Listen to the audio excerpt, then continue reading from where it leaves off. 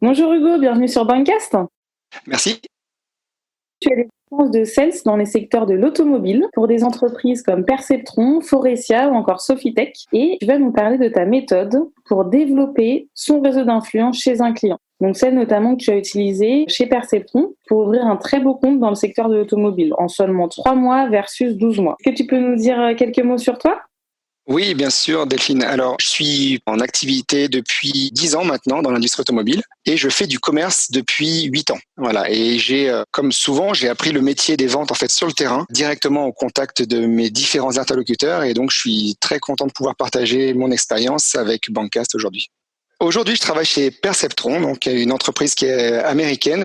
Perceptron est spécialiste mondialement des systèmes de mesure intégrés dans le flux de production depuis 30 ans et principalement dans l'industrie automobile. En fait, on est présent donc sur tous les continents, chez tous les constructeurs automobiles majeurs. Aujourd'hui, j'occupe donc le poste d'ingénieur commercial pour le marché français et au 1er janvier 2020, je vais prendre la tête en fait d'une équipe commerciale pour piloter la région qui couvre en fait la Scandinavie, le Royaume-Uni, la France et la péninsule ibérique.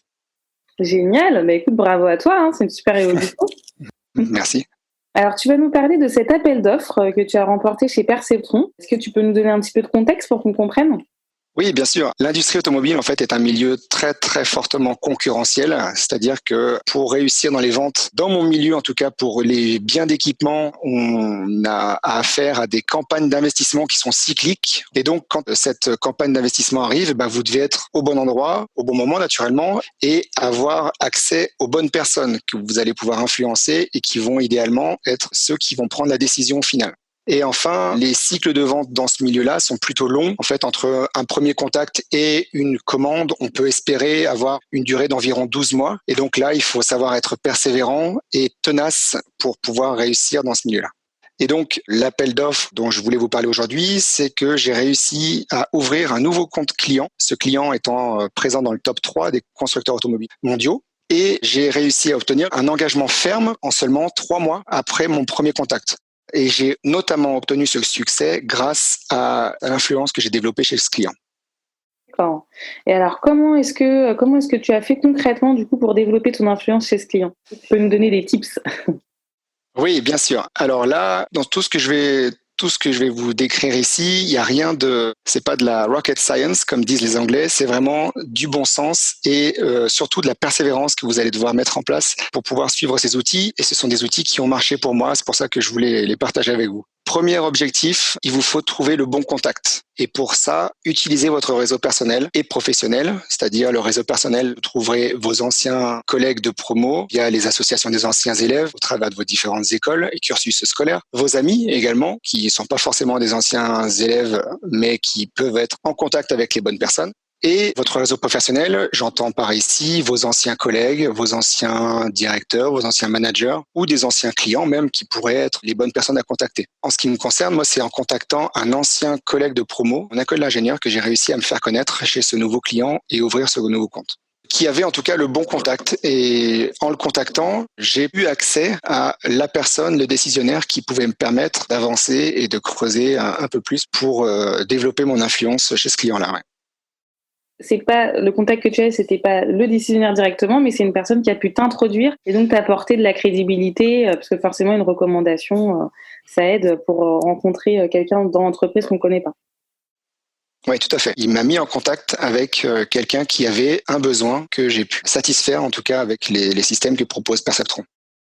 Un second objectif que j'avais et que je vous conseille d'avoir, essayez de multiplier vos interventions afin de diffuser les informations à différents niveaux de la hiérarchie et des différents niveaux chez vos clients. C'est-à-dire que ne cherchez pas à vous cantonner à votre interlocuteur habituel ou celui qu'on vous attribuez. Par exemple, en tant que commercial, vous parlez souvent à des acheteurs qui sont responsables d'un périmètre d'achat duquel vous faites partie. Naturellement, ne vous cantonnez pas à cette personne seulement, mais essayez de parler également avec d'autres personnes qui sont en relation avec votre interlocuteur désigné.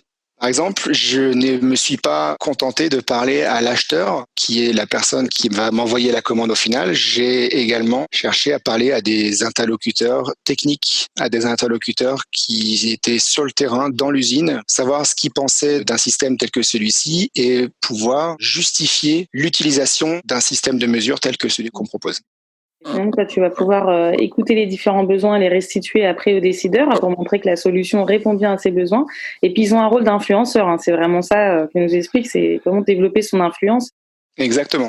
Et en adaptant votre discours en fait à ces différentes personnes, vous allez distiller par exemple des infos prix, des infos économiques à l'acheteur.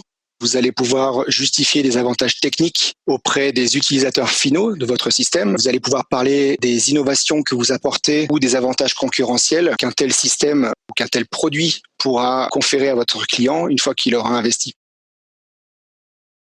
Voilà. Et mon dernier tip qui a marché dans ce cas-là, c'est comment renforcer le lien avec vos interlocuteurs. Ce que je faisais, moi, par exemple, c'est que je planifiais mes rendez-vous en fin de matinée, c'est-à-dire à partir de 10h, 11h, pour arriver à la fin de la réunion, à l'heure du déjeuner. Et ensuite, je proposais de partager le déjeuner avec mes interlocuteurs de la réunion. C'était soit à la cantine de l'usine, soit au restaurant, en fonction des circonstances et puis du public avec qui j'ai été en réunion. Et donc, ça nous a permis d'évoquer d'autres sujets que celui de la réunion, des sujets professionnels, là encore pour arriver à avoir d'autres informations, ou même personnels, pour je dirais, au final, renforcer une espèce d'intimité professionnelle avec mes interlocuteurs et donc renforcer la confiance que l'on pouvait avoir mutuellement. Ça permet aussi de provoquer, susciter des occasions de rencontrer d'autres personnes que celles qui étaient prévues dans la réunion. Et là encore, vous arriverez à diffuser des informations et renforcer votre influence. Pour mon cas, ça m'est arrivé pendant un déjeuner avec un décisionnaire, une personne technique.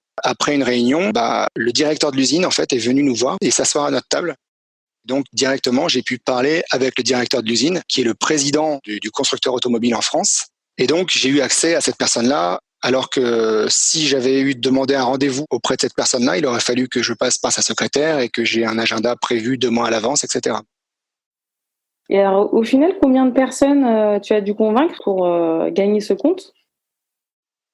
De manière directe, j'ai parlé et convaincu 2 experts de l'innovation, un ingénieur, un chef de département, un acheteur et 2 techniciens utilisateurs qui seront amenés à utiliser notre système de mesure sur la ligne de production au final.